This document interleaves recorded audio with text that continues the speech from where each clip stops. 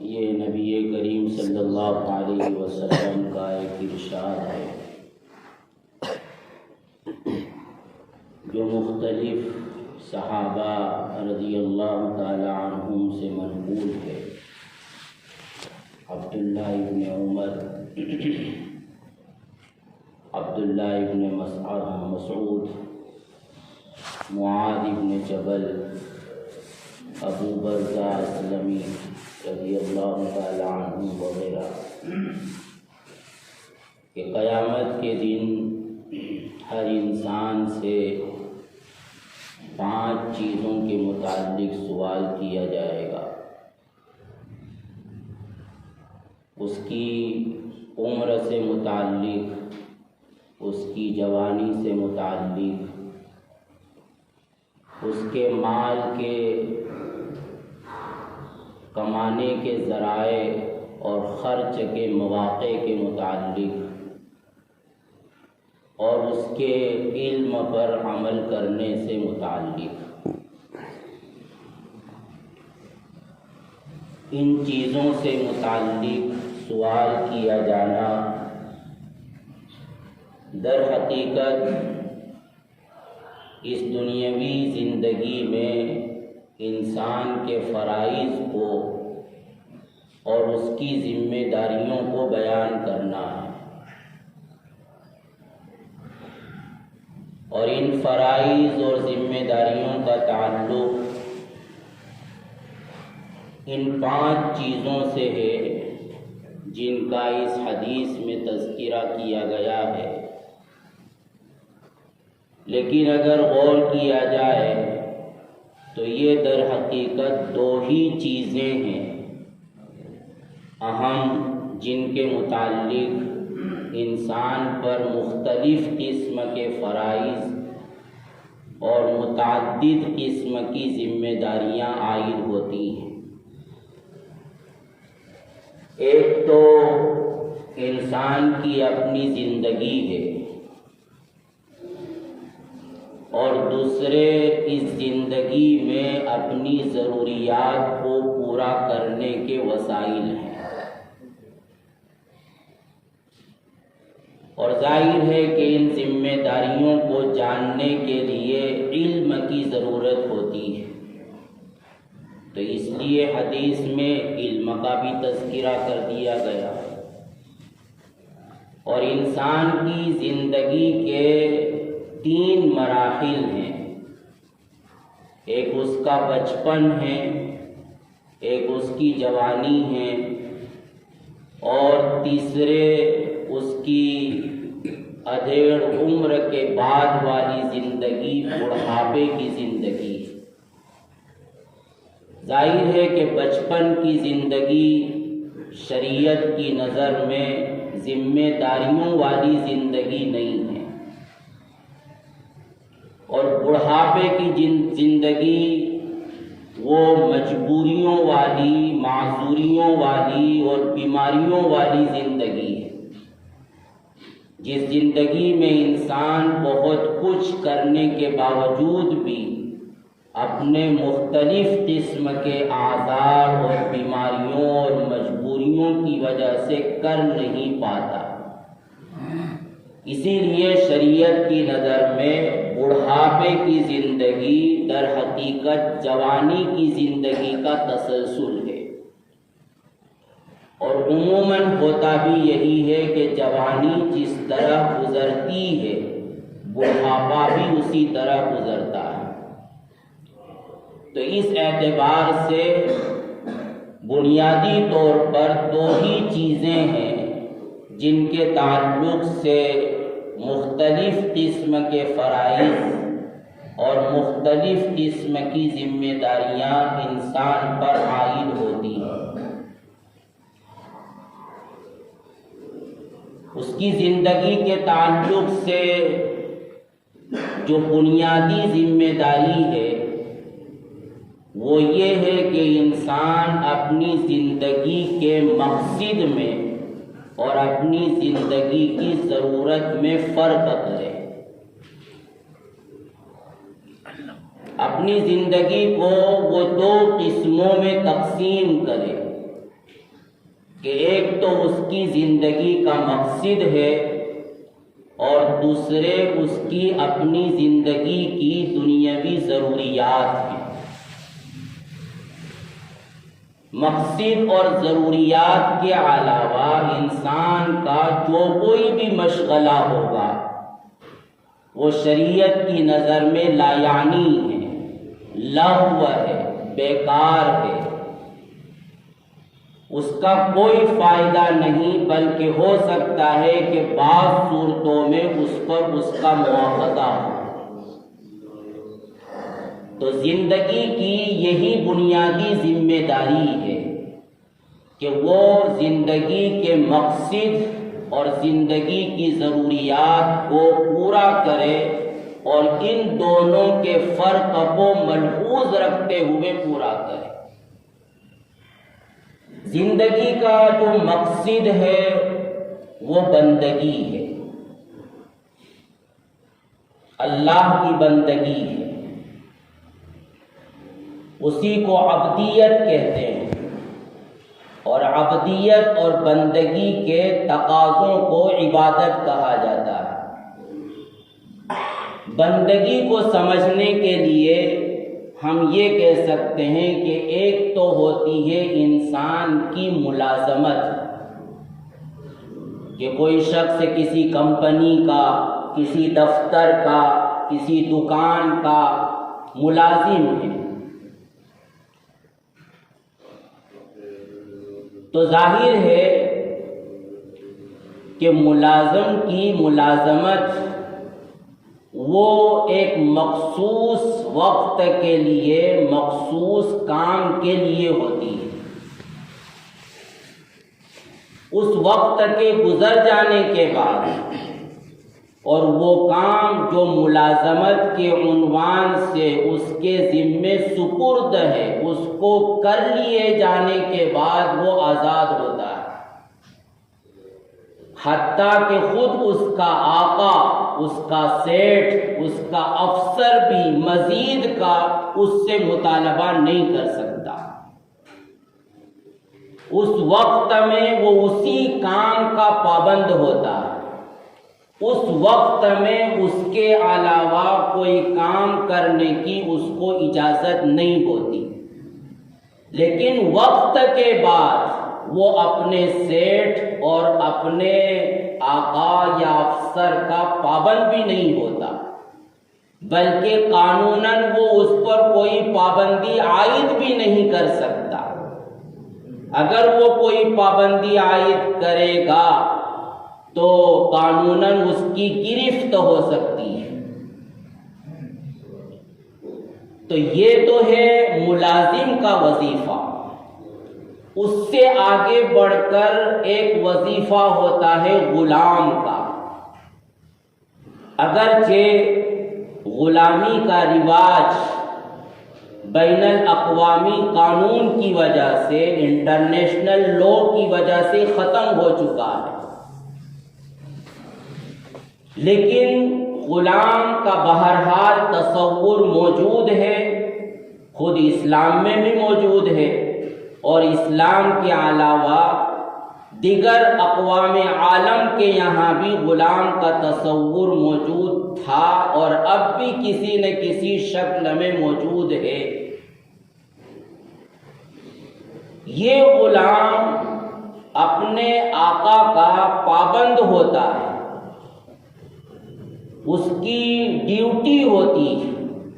لیکن اس کا کوئی وقت متعین نہیں ہوتا اور ڈیوٹی بھی متعین نہیں ہوتی، بلکہ صبح سے لے کر شام تک اور 24 گھنٹے میں اس کی ذمہ داری یہ ہے کہ وہ آقا کے حکم کی تعمیل کرے۔ جس وقت بھی جو بھی حکم اس کو مل جائے اس کو پورا کرنا اور اپنے آقا کی خدمت کرنا، یہ اس کی غلامی کا فریضہ ہے۔ چاہے وہ صبح میں حکم ہو، شام کو حکم ہو، رات کو حکم ہو، دن کو حکم ہو، اور وہ چاہے جون سا بھی کام ہو۔ یہاں نہ وقت متعین ہوتا ہے اور نہ یہاں کام متعین ہوتا ہے، تو اس اعتبار سے ایک غلام وہ ایک ملازم سے بھی زیادہ پابند ہوتا ہے۔ ملازم کے لیے وقت کی تعین تھی، کام کی تحدید تھی، لیکن غلام کے لیے نہ وقت کی تعین ہوتی ہے اور نہ کام کی تحدید ہوتی ہے، بلکہ ہر پل وہ سراپا اپنے آقا کے سامنے انتظار میں کھڑا رہتا ہے۔ لیکن عبدیت اور بندگی غلامی سے بھی بڑھ کر ایک درجہ ہے کہ یہ غلام اگرچہ 24 گھنٹے اپنے آقا کے سامنے اس کے حکم کی تعمیل میں سراپا انتظار بنا رہتا ہے، لیکن پھر بھی اس کو اس بات کی اجازت نہیں ہوتی کہ وہ اپنے آقا کی عبادت کرے، اپنے آقا کے سامنے جھکے، اس کو سجدہ کرے، اپنی ہر مراد کو اس سے مانگے۔ یہ غلامی کے نہ تو فرائض میں ہے اور نہ غلامی کے ساتھ ان چیزوں کی اس کو اجازت ہے، لیکن بندگی کا مقام اس سے بھی بڑھ کر ہے۔ بندگی میں غلام والی تمام ذمہ داریاں کہ وقت کی تعین کے بغیر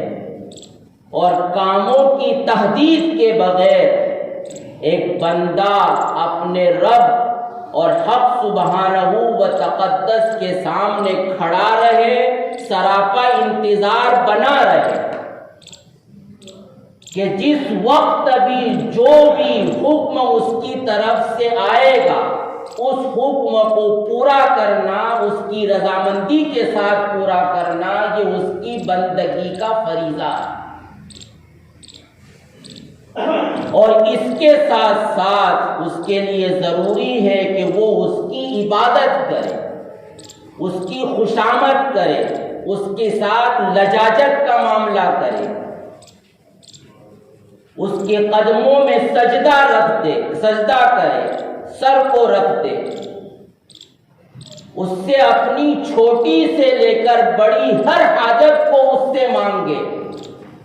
اور ہر لمحے غائبانہ اور حاضر رہ کر اپنی توجہ اس کی طرف مبذول رکھے اور اس کے تعلق کو تمام دیگر تعلقات پر ترجیح دے، یہ بندگی کے بنیادی فرائض میں داخل ہوتا ہے۔ تو یہ بندگی دراصل انسان کی زندگی کا مقصد ہے اور اس کا بنیادی فریضہ ہے۔ اب جو انسان کو اپنی زندگی مینیج کرنا ہے، منظم بنانا ہے اور ایک منصوبہ بندی اور پلاننگ کے ساتھ گزارنا ہے، اس کا وہ طریقہ کار ہے جو شریعت کی طرف سے ہمیں بتلایا گیا ہے، اور وہی در حقیقت انسان کی زندگی کے فرائض ہیں اور ذمہ داریاں ہیں جن کے متعلق قیامت کے دن پوچھا جائے گا۔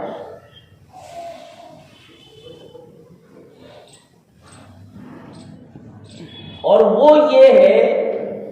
کہ اپنی ضروریات یعنی مقصد ضروریات کے دوران بھی اس سے اوجھل نہ رہے، اس مقصد کے علاوہ اپنی ضروریات یعنی وہ ضروریات جو ایک حیوانی ضروریات ہے، کھانا پینا انسان کی ضرورت ہے، سونا آرام کرنا انسان کی ضرورت ہے، پہننا اوڑھنا انسان کی ضرورت ہے، بیوی بچوں کے تقاضوں کو پورا کرنا اس کی انسان کی دنیاوی ضرورت ہے، جس طرح ایک حیوان کے تقاضے ہوتے ہیں، وہ تمام تقاضے بھی انسان کی زندگی کی دنیاوی ضروریات میں شامل ہے۔ اب مقصد اور ضروریات، ان دونوں کے درمیان جو ربط ہے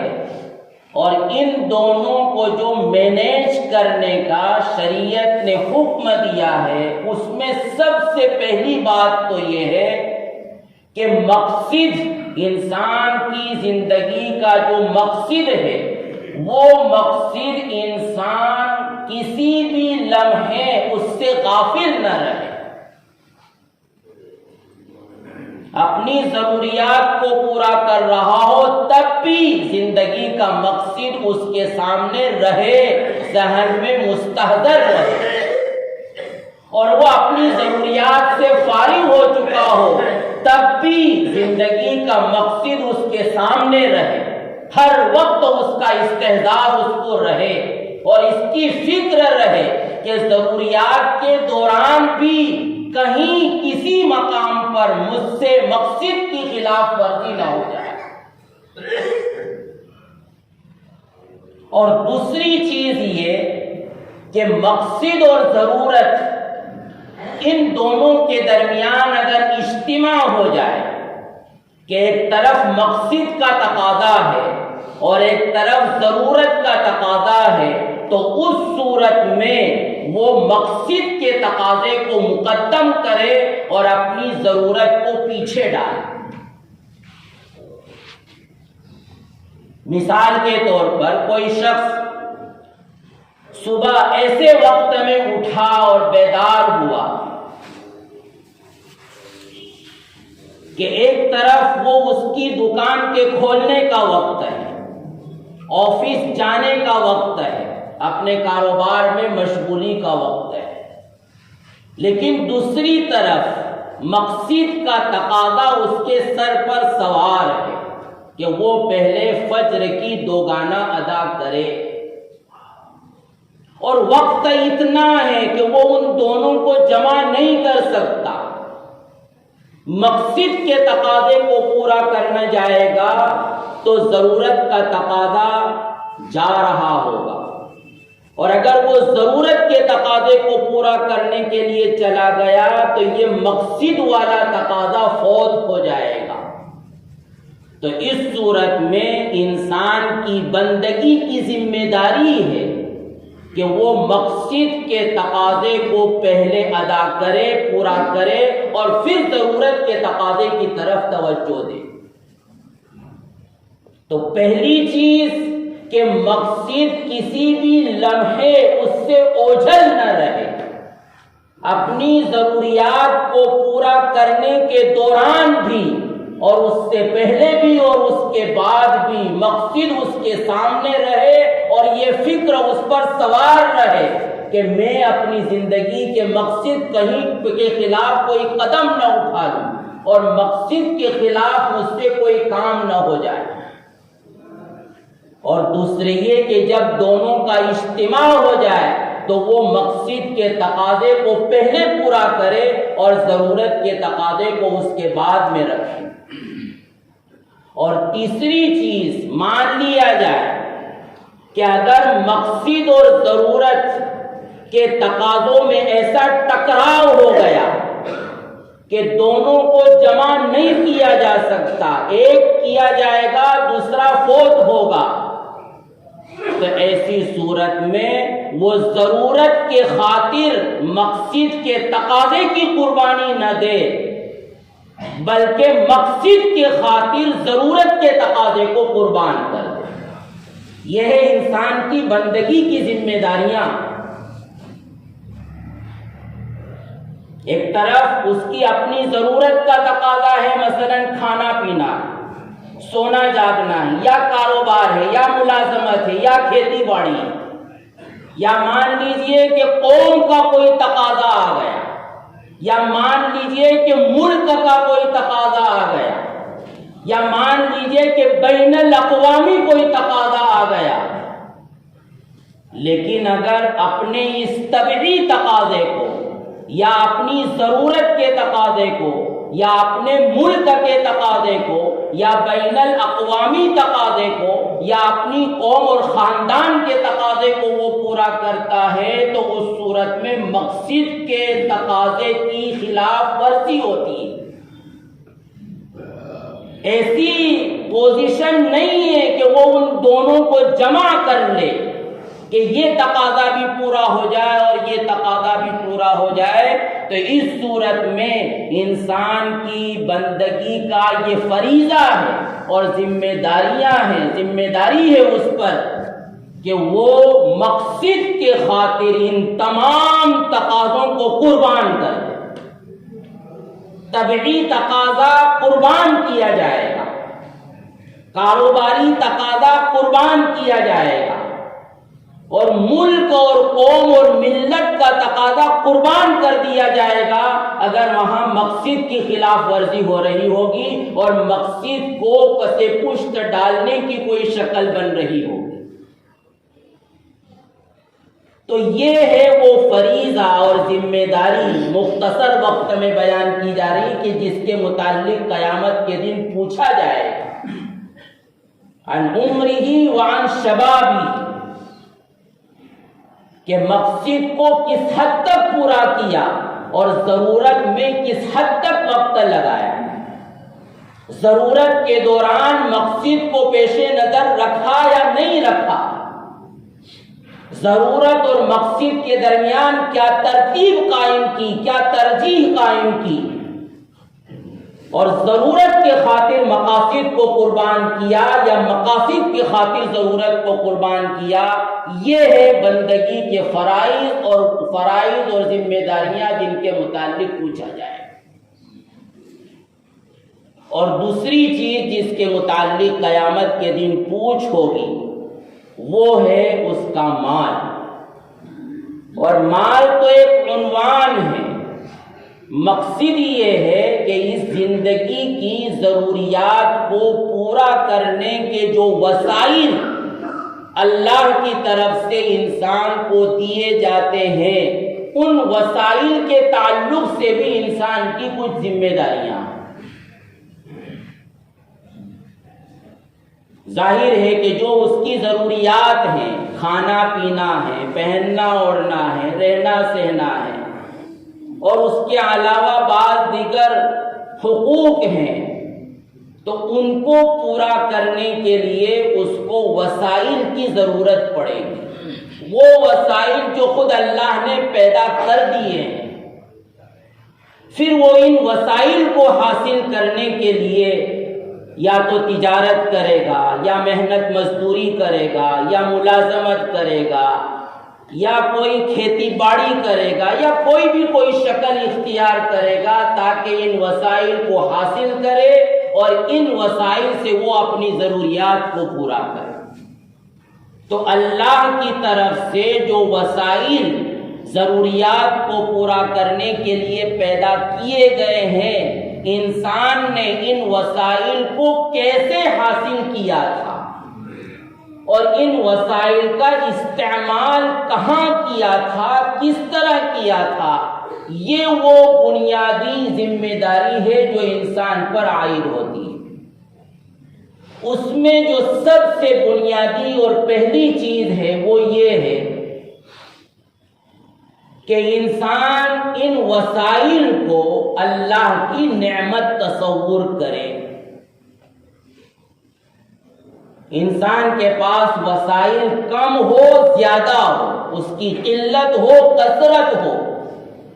کچھ بھی نہ ہو یا اس کی بہتات ہو، بہر صورت جس شکل میں بھی اور جس مقدار میں بھی ضروریات کو پورا کرنے کے لیے جو وسائل اس کے پاس ہیں، ان ضرورت پر وہ اپنا مالکانہ حق نہ جتلائے،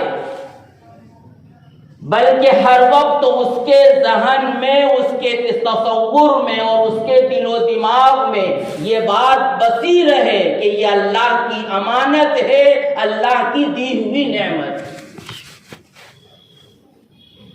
اسی لیے قارون کو قرآن کے بیان کے مطابق اس کی قوم جب نصیحت کر رہی تھی تو سب سے پہلی جو بات کہی تھی وہ یہ کہی تھی کہ لا تفرح ان اللہ لا يحب الفریحین. اترانے کی ضرورت نہیں ہے بہت زیادہ. ظاہر ہے کہ آدمی کب اتراتا ہے، کب گھمنڈ کرتا ہے، کب اپنے آپ کو بڑا تصور کرتا ہے، اس کے اندر بڑائی اور کبر اسی وقت پیدا ہوتا ہے جب کہ وہ یہ کہ سمجھتا ہے کہ جو کچھ میرے پاس وسائل ہیں یہ میری پسینی کی کمائی ہے. تو سب سے پہلی چیز تو یہ ہے کہ انسان اس کو اللہ کی امانت تصور کرے، اللہ کی نعمت تصور کرے، اور اس کے بعد وہی باتیں ہیں جو قرآن نے بیان کی جب کہ قارون کی قوم قارون کو نصیحت کر رہی تھی کہ ان وسائل کے ذریعے مقاصد کو پورا کرنے میں مدد حاصل کرے. وَابْتَغِ فِي مَا آتَاكَ اللَّهُ الدَّارَ الْآخِرَةَ. پہلی چیز کہ یہ وسائل مقاصد کی تکمیل کے لیے استعمال ہونا چاہیے. یہاں بھی وہی بات کہ ضروریات کے لیے وسائل کا استعمال بعد میں ہوگا، لیکن ان وسائل کا استعمال مقاصد کی تکمیل کے لیے پہلے ہوگا. وَابْتَغِ فِي مَا آتَاكَ اللَّهُ الدَّارَ الْآخِرَةَ کا حاصل یہی ہے. اور دوسری چیز کہ وہ اپنی ضروریات کو پورا کرے ضرورت کے وقت. وَلَا تَنْسَ نَصِيبَكَ مِنَ الدُّنْيَا. کہ مقاصد کے لیے ہی ان وسائل کا استعمال ہونا ہے اور اسی طریقے پر ہونا ہے کہ وہ مقاصد کے لیے معین بنے، مددگار بنے، اس کے لیے مکمل ہو، اور اس کے بعد پھر وہ اپنی ضرورت کو ان وسائل سے پورا کرے. اور تیسری چیز کہ وَأَحْسِن كَمَا أَحْسَنَ اللَّهُ إِلَيْكَ وَلَا تَبْغِ الْفَسَادَ فِي الْأَرْضِ. کہ ان وسائل میں فقط اس کا حق نہیں ہے بلکہ جس قوم کے درمیان وہ رہتا ہے، جس سوسائٹی میں وہ رہتا ہے، جس ملک میں وہ رہتا ہے، جن آدمیوں اور لوگوں کے درمیان رہتا ہے، جس خاندان اور جس قوم سے اس کا تعلق ہے، جس معاشرے میں وہ بستا ہے، ان کا بھی حق ہے. فقط اپنا حق نہیں ہے وسائل میں، مال و دولت میں، ثروت میں، بلکہ تمام لوگوں کا حق ہے، ان کا حق بھی ادا کرے. اور ان وسائل کو وہ ظلم کا اور فساد کا اور بگاڑ کا اور آپسی توڑ کا ذریعہ نہ بنائیں. یہ وسائل کے متعلق بنیادی ہدایات ہیں جو قرآن میں دی گئی ہیں. بہرحال اللہ تعالیٰ نے ہمیں ایسی خوبصورت شریعت عطا کی ہے کہ جس شریعت نے ہمیں بتلا دیا کہ ہمیں اپنی زندگی کا، ہماری زندگی کا مقصد کیا ہے، ضروریات کیا ہے، ان کے درمیان بیلنس کیسے قائم ہوگا، دونوں کے درمیان ترجیح کیسے قائم کی جائے گی، دونوں کی ٹکراؤ کی صورت میں کیا ترتیب قائم کرنا ہے، وسائل کو کہاں سے حاصل کرنا ہے، وسائل کو کیسے استعمال کرنا ہے، کس ترتیب سے استعمال کرنا ہے، کہاں استعمال نہیں کرنا ہے، کہاں استعمال کرنا ہے. ظاہر ہے کہ ایسی منظم اور صاف ستھری زندگی ہمیں شریعت نے دی ہے اور اسی کو معلوم کرنے کے لیے علم حاصل کرنے کی ضرورت ہے. اس لیے یہاں علم کا بھی تذکرہ کیا گیا. بہرحال اللہ تعالی ہمیں صحیح معنی میں اسلام کو سمجھ کر اپنی پوری زندگی کو اسی کے مطابق گزارنے کی توفیق عطا فرمائے. آمین. وآخر دعوانا الحمدللہ رب العالمین.